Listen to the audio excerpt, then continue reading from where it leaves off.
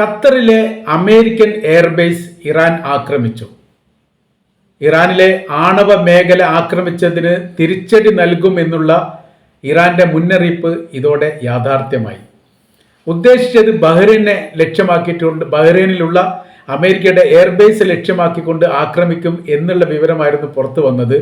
എന്നാൽ ഇപ്പോൾ ഗൾഫ് മേഖലയിലെ ഏറ്റവും വലിയ അമേരിക്കയുടെ സൈനിക വിന്യാസവും താവളവും ഉള്ളത് ഖത്തറിലാണ്. ഖത്തറിലെ ഉദൈദ മേഖല, ഈ മേഖല കേന്ദ്രീകരിച്ചുകൊണ്ടാണ് ഇറാൻ ആക്രമണം നടത്തിയത്. 6 മിസൈൽ ഇവിടെ ലക്ഷ്യത്തിലേക്ക് പതിച്ചിട്ടുണ്ട് എന്നുള്ള വിവരം പുറത്തു വന്നു. എന്നാൽ ചിലതെല്ലാം പ്രതിരോധിക്കാൻ വേണ്ടി സാധിച്ചു. ഓട്ടോമാറ്റിക് പ്രതിരോധ സംവിധാനങ്ങൾ അമേരിക്ക എയർബേസിന് ചുറ്റുഭാഗം സ്ഥാപിച്ചിട്ടുണ്ട് എന്നുള്ളതും അത് പ്രതിരോധിച്ചുകൊണ്ട് ആകാശത്ത് വെച്ച് തന്നെ തകർത്തിട്ടുണ്ട് എന്നുള്ള ചില റിപ്പോർട്ടുകൾ വന്നു. അതിനോടനുബന്ധിച്ച് പറയുന്നത് ദോഹയിൽ വൻ സ്ഫോടന ശബ്ദം കേട്ടു എന്നുള്ളതാണ്.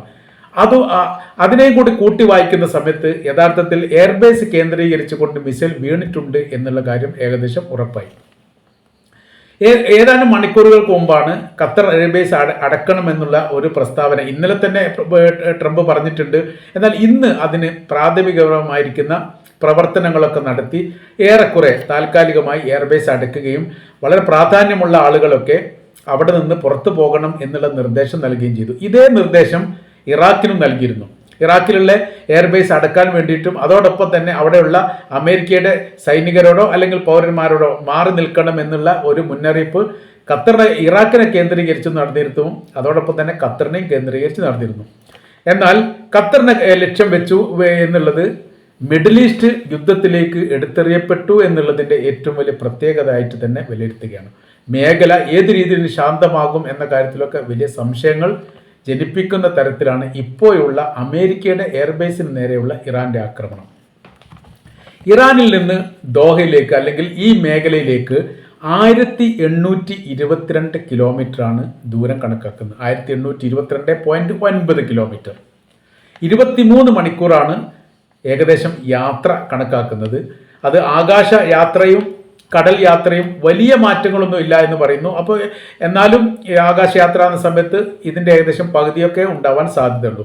പക്ഷെ പറയുന്ന കാര്യം ഇങ്ങനെയാണ്, 1822 കിലോമീറ്റർ എന്ന് പറയുന്നത് ഇറാനിൽ നിന്ന് ഏകദേശം ഇസ്രായേലിലേക്കുള്ള ദൂരം തന്നെയാണ്. അത്ര തന്നെ ദൂരമാണ് ദോഹയിലേക്കുമുള്ളത്. അപ്പോൾ അത്രയും ദൂരം പറന്നു നിന്ന് ലക്ഷ്യം കണ്ടുകൊണ്ട് ആക്രമിക്കാൻ പാകത്തിൽ ഇറാന്റെ മിസൈൽ സംവിധാനം കുറ്റമറ്റതാണ് എന്ന് ഒരിക്കൽ കൂടി തെളിയിക്കുന്നതാണ് ഈ ആക്രമണം. ഈ ആക്രമണം ഈടം കൊണ്ട് അവസാനിക്കും എന്നതിനെക്കുറിച്ചുള്ള വിവരങ്ങൾ യാതൊന്നും പുറത്തു വന്നിട്ടില്ല. ഇതതിൻ്റെ തുടർച്ചയാണ് അല്ലെങ്കിൽ തുടക്കമാണ് എന്ന് ഇറാൻ പറഞ്ഞു വെച്ചിട്ടുണ്ട്. തങ്ങളുടെ ആണവ കേന്ദ്രം ആക്രമിച്ചതിന് തീർച്ചയായിട്ടും അമേരിക്കയ്ക്ക് തങ്ങൾ തിരിച്ചടി നൽകും എന്നുള്ളൊരു മുന്നറിയിപ്പ് ഇറാന്റെ പ്രസിഡന്റ് കഴിഞ്ഞ പ്രാവശ്യം തന്നെ അല്ലെങ്കിൽ ഈ ആക്രമണം നടന്നതോടനുബന്ധിച്ച് തന്നെ പറയപ്പെട്ടിട്ടുണ്ട്. തുടർന്ന് വിദേശകാര്യമന്ത്രി അബ്ബാസ് അറാഞ്ചി പറഞ്ഞതും അങ്ങനെ തന്നെ അതിന് തുടർച്ചയാണ്. തീർച്ചയായിട്ടും തങ്ങളുടെ ടെറിട്ടറിയിൽ കയറിയിട്ട് ആക്രമിച്ചിട്ടുണ്ടെങ്കിൽ അതിൻ്റെ ഫലം അവർ അനുഭവിക്കുക തന്നെ ചെയ്യും. ഞങ്ങൾ അതിന് തയ്യാറെടുപ്പ് നടത്തിക്കൊണ്ടിരിക്കുകയാണ് എന്നുള്ളതാണ്. ഇപ്പോൾ യഥാർത്ഥത്തിൽ ഇറാന്റെ അകത്ത് ഇസ്രായേൽ വലിയ രീതിയിൽ ആക്രമണം നടത്തിക്കൊണ്ടിരിക്കുന്ന ഒരു സമയമാണ്. പക്ഷെ അതൊന്നും ഇറാന് ബാധകമാവാത്ത രീതിയിലാണ് ഖത്തറിനെ ആക്രമിച്ചത് എന്ന് പറയുമ്പോൾ ഇറാൻ എന്ന് പറയുന്ന ഒരു വലിയ മഹാരാജ്യം അല്ലെങ്കിൽ ഒരു സാമ്രാജ്യം പോലെ വിശാലമായിരിക്കുന്ന ആ രാജ്യത്തിൻ്റെ സർവ്വ മേഖലയും ഇപ്പോൾ യുദ്ധവുമായിട്ട് ബന്ധപ്പെട്ട് രഹസ്യമായിരിക്കുന്ന സംവിധാനത്തോടു കൂടി ആക്രമിക്കാൻ തയ്യാറെടുപ്പ് നടത്തിയിട്ടുണ്ട് എന്നുള്ളതാണ്. ഇസ്രായേൽ എന്ന് പറയുന്ന രാജ്യം ഇറാന്റെ തലസ്ഥാനമായിരിക്കുന്ന തെഹ്റാനെ ചുറ്റിപ്പറ്റി നടക്കുന്ന സമയത്ത് ഇറാന്റെ വ്യത്യസ്തമായിരിക്കുന്ന മേഖല, പർവ്വത മേഖല, തായ്വാര മേഖല, ഒരുപാട് മേഖലകൾ അത് പറയുന്നുണ്ട്. ആളുകൾ ഇല്ലാത്ത, താമസം ഇല്ലാത്ത ഒരുപാട് ഏരിയകൾ ഒഴിഞ്ഞു കിടക്കുന്നുണ്ട്. ഈ മേഖല കേന്ദ്രീകരിച്ചു കൊണ്ടൊക്കെ യഥാർത്ഥത്തിൽ ഇറാന്റെ സൈനിക ശക്തി തെളിയിക്കുന്ന രീതിയിലുള്ള പ്രവർത്തികൾ നടത്തുകയും അവരുടെ ആയുധങ്ങളും അതുമായിട്ട് ബന്ധപ്പെട്ട സംവിധാനങ്ങളെല്ലാം ഈ മേഖലയിൽ ഇപ്പോഴും സുരക്ഷിതമാണ് എന്നാണ് മനസ്സിലാക്കാൻ വേണ്ടി പറ്റുന്നത്.